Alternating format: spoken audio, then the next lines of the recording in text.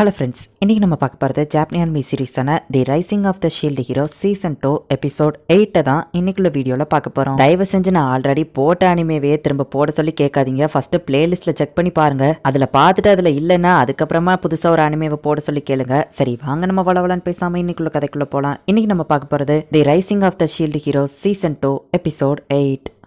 இப்போ அந்த இன்ஃபினிட் லேபிரின்த்ல இருந்து இவங்க எல்லாரும் வெளியே வந்துட்டாங்க. வேற ஒருத்தங்க இடத்துக்குள்ள இருக்கிறதுனால இவங்க இப்ப அங்க இருந்து வெளியே தப்பிச்சு போறாங்க. ரஃப்டாலியா சின்னதாயிட்டதுனால நம்ம ஹீரோவே அவளை தூக்கிட்டு போறான். இப்போ இவங்க எல்லாருமே அந்த இடத்துல இருந்து கிளம்புறாங்க. வேவ்ஸோட கவுண்ட் அணியே இப்பதான் ஃபர்ஸ்ட் டைமா கீஸ்னா பாக்குறா. வேவ்ஸ் வர்றதுக்கு இன்னும் 6 நாள் இருக்கு. ஃபீலோ பக்கத்துல எங்கேயுமே இல்ல அப்படின்னு சொல்லி நம்ம ஹீரோ சொல்றான். கைஸ், கவலைப்படாதீங்க, இங்க இருந்து நம்ம சீக்குளுக்கு போனதுக்கு அப்புறமா நமக்கு நிறைய ஹெல்ப் கிடைச்சிரும் அப்படின்னு சொல்லி கீஸ்னா சொல்றா. பட் சீக்குளுக்கு நடந்து போறதுக்கு எப்படியோ 1 வாரம் ஆகும் அப்படின்னு சொல்லவோ அவ்வளோ டைம்லாம் நமக்கு இல்ல அப்படின்னு நம்ம ஹீரோ சொல்றான். உன்கிட்ட இந்த டெலிபோர்டேஷன் விராப் அந்த மாதிரி எதுவும் பவர் இல்லையா நம்ம ஹீரோ கேட்கவும், அந்த மாதிரி எதுவும் என்கிட்ட பவர் இல்ல, ஆனா இங்க இருந்து நம்மளால சீக்கிரமா அங்க போறதுக்கு ஒரு வழி இருக்கு அப்படின்னு கீஸ்னா சொல்றா. இவங்க இருக்கிற அந்த கண்ட்ரியோட கேபிட்டலுக்கு போனா அங்க ஒரு ஹவர் கிளாஸ் இருக்கும். அது மூலியமா விராப் பண்ணி நம்ம சீக்குளுக்கு சீக்கிரமா போயிடலாம் அப்படின்னு கீஸ்னா சொல்றா. உங்க வேர்ல்ட்லயும் ஹவர் கிளாஸ் உண்டா நம்ம ஹீரோ கேட்கவும், அப்படின்னா உங்க வேர்ல்ட்லயும் உண்டான்னு கீஸ்னா கேட்கறா. நம்ம கேபிட்டலுக்கு போறதுக்கு முன்னாடி நிறைய செக் பாயிண்ட்ஸ் இருக்கு, அதுக்கெல்லாம் தொட்டு செலவாகும் அப்படின்னு சொல்றா. கீஸ்னா கிட்டயே தொட்டு இல்ல, நம்ம ஹீரோ கிட்டயே தொட்டு இல்ல.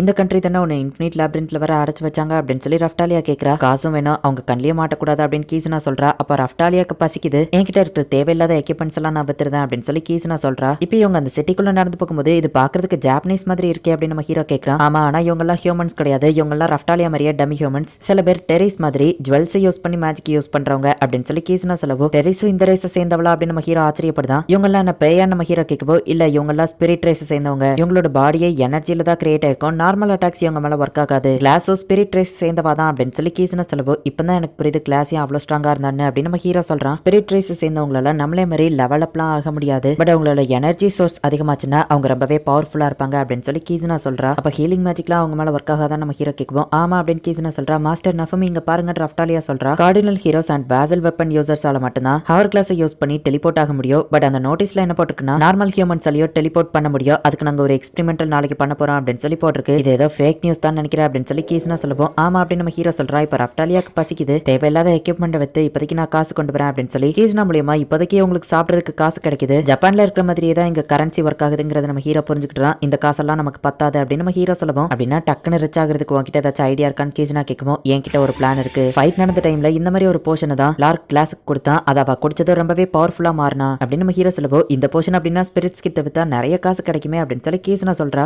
தயாரா இருக்கேஸ்னா, ஏன்னா நாளைக்கு ஃபுல்லா நீ ரொம்பவே பிஸியா இருப்ப அப்படின்னு நம்ம ஹீரோ சொல்றான். ரஃப்டாலியா ரீஜியாவோட சாப்பாடையே ஒத்து பார்த்துட்டு இருக்கா. உனக்கு இன்னும் வேணுமா அப்படின்னு சொல்லி ரீஜியா கிட்ட வேணும்னா எடுத்துக்கோன்னு சொல்லுவோம். இல்ல அப்படிலாம் இல்ல, டமி ஹியூமன்ஸ் வளருவாங்க, சோ ஃபாஸ்டா எனக்கு பசிக்குது அப்படின்னு அவ சொல்றா. சோல் சூதிங் போஷன்ஸ் வந்துட்டு இப்ப ஸ்பிரிட்ஸ் கிட்ட விக்கிறாங்க அண்ட் அவங்களுக்கு ஃப்ரீ சாம்பிளும் கொடுக்குறாங்க. ஃப்ரீ சாம்பிள் உடனே எல்லாரும் ட்ரை பண்ணி பாக்குறாங்க. அது ரொம்பவே எஃபெக்டிவா இருக்கு அப்படின்னு உடனே நிறைய காசு கொடுத்து அங்க இருக்கிற ஸ்பிரிட்ஸ் எல்லாருமே அதை வாங்குறாங்க.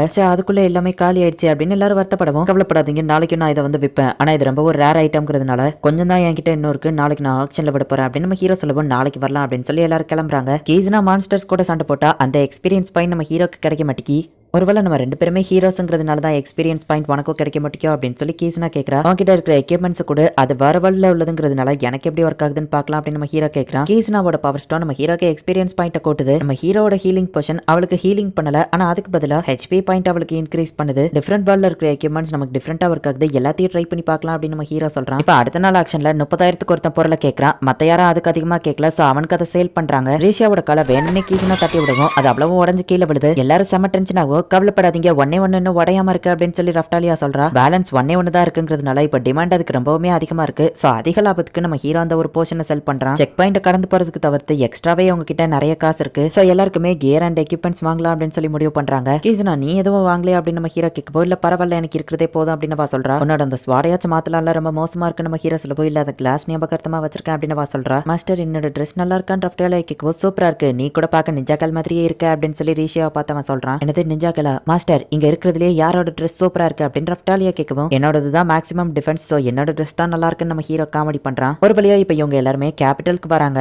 இந்த இடத்துல உள்ளவங்க தான் கீஸ்னாவை அரெஸ்ட் பண்ணி போட்டுப்பாங்க. சோ இந்த இடத்துல ஜாக்கிரதையா இருக்கணும்னு கீஸ்னா சொல்றா. மக்கள் எல்லாம் ஒரு இடத்துல கூட்டமா நின்னுட்டு இருக்காங்க. என்ன நம்ம ஹீரோ போய் விசாரிக்கவோ, உங்களுக்கு இன்னும் விஷயம் தெரியாதா, நார்மல் பீப்புளாலயோ ஹவர் கிளாஸ் யூஸ் பண்ணி டெலிபோர்ட் பண்ற அந்த எக்ஸ்பெரிமெண்ட் எங்க பண்ண போறாங்கன்னு சொல்லுவோம். அப்படின்னா அது ஃபேக் இல்ல போலியா அப்படின்னு கீஸ்னா கேட்கறா. கண்டிப்பா இந்த மாதிரி ஏமாத்துற விஷயங்கள் எல்லாம் கியா தான் பண்ணுவான் அப்படின்னு சொல்லி நம்ம ஹீரோ நினைக்கிறான். ஆமா அப்படின்னு சொல்லி ரஃப்டாலியாவோ ரீஷியாவோ சொல்றாங்க. சொல்றாங்க. யார் இந்த கியோ அப்படின்னு சொல்லி கீஸ்னா கேக்குறா. பட் வந்து நிக்கிறது அந்த கியோ இல்ல, வேற எவனோ ஒருத்தன். நீங்க சொல்ற அந்த கியோ இவன் தானே அப்படின்னு கீஸ்னா கேட்கவும், இவன் இல்ல அப்படின்னு நம்ம ஹீரோ சொல்றான். எல்லாருமே அவனுக்கு மரியாதை கொடுக்குறாங்க. அண்ட் அவன் கூட 2 பாடி கார்ட் பொண்ணுங்களும் இருக்காங்க. மேபி இவன் அந்த கியோவோட ஆளா கூட இருக்கலாம் அப்படின்னு சொல்லி நம்ம ஹீரோ சொல்றான். பனி பொழிறது ரஃப்டாலியாக்கு ரொம்பவுமே குளிருது. ஒரு ரூம் எடுத்து தங்கலாம் அப்படின்னு இவங்க முடிவு பண்றாங்க. கீஸ்னா என்னடான்னா ஸ்னோபால் எடுத்து எரிஞ்சு விளையாண்டுட்டு இருக்கா. சின்ன பிள்ளைங்க மாதிரியே நடந்துக்கிட்டாங்க. ரஃப்டாலியா அவங்கள நிறுத்து அப்படின்னு நம்ம ஹீரோ சொன்னா, பார்த்தா ரஃப்டாலியாவும் அவங்க கூட சேர்ந்து விளையாண்டுகிட்டு இருக்கா. சரி அவங்க என்ஜாய் பண்ணா போதும் அப்படின்னு நம்ம ஹீரோ நினைக்கிறான். கியோவை பத்தி அவங்க கீஸ்னா கிட்ட சொல்லவும், அந்த கியோ மட்டும் என் கையில கிடைச்சா கண்டிப்பா அவன் மூஞ்ச பஞ்சர் ஆக்காம விட மாட்டேன் அப்படின்னு சொல்லி கீஸ்னா சொல்றா. அந்த கேசல்குள்ள தான் அந்த ஹவர் கிளாஸ் இருக்கு, எப்படி நெருங்குறது அப்படின்னு இவங்க பிளான் போடுறாங்க. வேவ்ஸ் வரதுக்கு வர இன்னும் 5 நாள் தான் டைம் இருக்கு. வெளியே அதிகமா பனி பொழிஞ்சிட்டு இருக்கு. இந்த டைம் தான் அங்க யாருமே இருக்க மாட்டாங்க. நம்ம உள்ள போக சரியான டைம் அப்படின்னு சொல்லி ரஃப்டாலியா சொல்லவும், ஆனா ரஃப்டாலியா நீ இப்ப லெவல் ரொம்பவும் கம்மியா இருக்கான்னு நம்ம ஹீரோ சொல்றான். நான் குட்டியா இருந்தாலும் ஸ்டில் உங்க ஸ்வாட் தான் மாஸ்டர் அப்படின்னு சொல்லி ரஃப்டாலியா சொல்றா. நீ இன்னும் மாறவே இல்ல ரஃப்டாலியா, உன்னோட சாப்பாடு கருகுது பாரு அப்படின்னு நம்ம ஹீரோ சொல்லுவான். அது போச்சு அப்படின்னு சொல்லி ரஃப்டாலியா நினைக்கிறா. ஒரு ஷீல்டு ஹீரோவா கண்டிப்பா அவங்க 2 பேரையும் நான் ப்ரொடெக்ட் பண்ணுவேன் அப்படின்னு நம்ம ஹீரோ சொல்றான். சோ இப்போ நைட்டே வந்துட்டு கேசல்குள்ள இருக்கிற அந்த ஹவர் கிளாஸ் கிட்ட போலான்னு இவங்க முடிவு பண்றாங்க. அடுத்த ரூம்ல தான் ஹவர் கிளாஸ் இருக்குது அப்படின்னு சொல்லி கீஸ்னா வந்துட்டு இவங்களுக்கு வழியை காமிக்கிறா. பட் அந்த கதவை திறந்து பார்த்தா அந்த இடத்துல ஒரு டெட் எண்ட் தான் இருக்கு. பார்த்தா இவங்களுக்கு செட் பண்ணி வச்சிருந்த அந்த ட்ராப்ல இவங்க மாட்டிக்கிட்டாங்க. மாஸ்டர் நான் இவங்களை பாத்துக்கிட்டேன் அப்படின்னு சொல்லி இப்ப ரஃப்டாலியா போய் அவங்க கூட சண்டை போடுறா. ஹவர் கிளாஸ் எந்த இடத்துல இருக்குங்கிறது இவங்களுக்கு தெரியுது. பட் ஆனா அதுக்குள்ள எப்படி போறதுங்கிறது தான் தெரியல. எந்த இடத்துல கதவை திறந்தாலும் டெட் எண்டா தான் இருக்கு. ஹே கீஸ் நான் என்ன பண்ற, உன்னோட ஸ்வாட ஷோக்கு வச்சுட்டு நிக்கியா அப்படின்னு நம்ம ஹீரோ கேட்கவும், மறந்துட்டியா என்னோட ஸ்வாடால ஹியூமன்ஸ் வெட்ட முடியாது, ஆனா என்னால இதை பண்ண முடியாது நம்ம சீலிங்க உடச்சு விட்டுருதா. சோ இப்போ இவங்க வந்துட்டு 2 குரூப்பா பிரியலாம் அப்படின்னு சொல்லி முடிவு பண்றாங்க. அந்த ரூமோட சென்டர்ல தான் ஹவர் கிளாஸ் இருக்குன்னு எனக்கு நல்லாவே தெரியும். நீ இந்த வழியா போனா சோல்ஜர்ஸ் எல்லாத்தையும் டிஸ்ட்ராக்ட் பண்ற அப்படின்னு கீஸ்னா சொல்லவும், ஒருவேளை அதுவும் ஒரு டெட் எண்டா இருந்தா அப்படின்னு நம்ம ஹீரோ கேட்கவும், நான் என்ன பண்ணேன்னு பார்த்தல அதையும் நீயும் பண்ண அப்படின்னு கீஸ்னா சொல்றா. ரஃப்டாலியாவை கூட்டிட்டு நம்ம ஹீரோ போறான். பார்த்தா அந்த இடமும் டெட் எண்டா தான் இருக்கு. இந்த செவரியே வந்துட்டு ரஃப்டாலியா இப்ப உடைக்கிறா. பார்த்தா இவங்க நினைச்ச மாதிரியே ஹவர் கிளாஸ் உள்ளதா இருக்கு.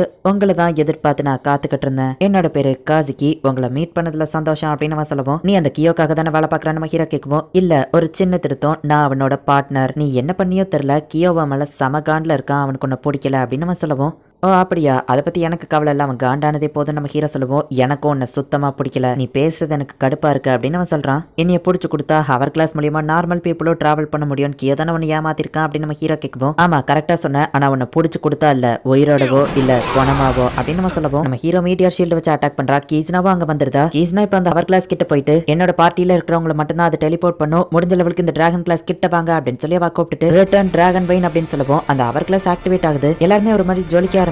இவங்க எல்லாருமே இப்போ சீக்வலுக்கு டெலிபோர்ட் ஆக போறாங்க. திடீர்னு பார்த்தா ரஃப்டாலியா மேல அந்த ஜொலிக்கிறது நின்றுது. கியோ சிரிக்கிற சவுண்ட் கேக்குது. ஹே நஃபுமி, உன் மூஞ்சில இந்த பயத்தை தான் பார்க்கணும்னு நான் எதிர்பார்த்துட்டு இருந்தேன் அப்படின்னு சொல்லி கியோ சொல்லவும், அப்படின்னா நீ வேணும்னே தான் எங்களை அந்த இன்ஃபினிட் லேபிரின்குள்ள போக வச்சிருக்க, நாங்க சீக்வலுக்கு போறதுக்கு இங்க டெலிபோர்ட் ஆகிறதுக்கு வருவோம்னு உனக்கு ஃபர்ஸ்டே தெரிஞ்சிருக்கு அப்படின்னு நம்ம ஹீரோ கேட்கவும், ஆமா பின்ன எதுக்காக அந்த டமி ஹியூமன் பொண்ணுவன் கூட அனுப்புனேன்னு நினைச்சேன் அப்படின்னு கியோ கேட்கறான். அந்த ஷீல்டு ஹீரோவை போட்டு தள்ளுங்க அப்படின்னு நம்ம வரவும், ரஃப்டாலியா தடுக்கிறா. நீ ஒழுங்கா நவுண்டு போயிரு அப்படின்னு சொல்லி காசுகி சொல்றான். ரஃப்டாலியா வேணாம் அப்படின்னு சொல்லி நம்ம ஹீரோ சொல்றான். நான் திரும்பவும் குட்டியா மாறின உடனே உங்களுக்கு ஹெல்ப் பண்ண முடியாம போயிருமோன்னு நினைச்சேன் மாஸ்டர், நீங்க என் தலையில திரும்பவும் தடவி கொடுத்தது, என்ன தூக்கிட்டு சுத்தினது, அதெல்லாம் எனக்கு ரொம்பவே ஹாப்பியான மொமெண்டா இருந்துச்சு. நான் எப்பவுமே உங்களோட ஸ்வாடா தான் இருப்பேன் மாஸ்டர் நஃபுமி அப்படின்னு சொல்லிட்டு இப்ப அவ அந்த ஆளுங்க கூட சண்டை போட போறா. இப்ப மத்த எல்லாருமே டெலிபோர்ட் ஆகி போயிருந்தாங்க. பட் ரஃப்டாலியா மட்டும் இங்கே இருக்கிறா. இந்த இடத்துல இந்த எபிசோட் முடியுது. ஒரு தடவை அந்த டெலிபோர்ட் ஆகிற ஸ்பெல்ல ஆக்டிவேட் பண்ணியாச்சுன்னா அதுக்கப்புறம் அதை கேன்சல் பண்ண முடியாது. நம்ம ஹீரோவோட மூஞ்சில பயத்தை பார்க்கணுங்கிறதுக்காக தான் கியோ இந்த மாதிரி ரஃப்டாலியாவை மட்டும் டெலிபோர்ட் ஆக விடாதபடி பண்ணிட்டான். சீக்வல் பல மைல் தூரத்துல இருக்கு. இப்ப இவங்க எல்லாருமே ரஃப்டாலியாவை மட்டும் தனியா அந்த இடத்துல விட்டுட்டு டெலிபோர்ட் ஆகி போயிட்டாங்க.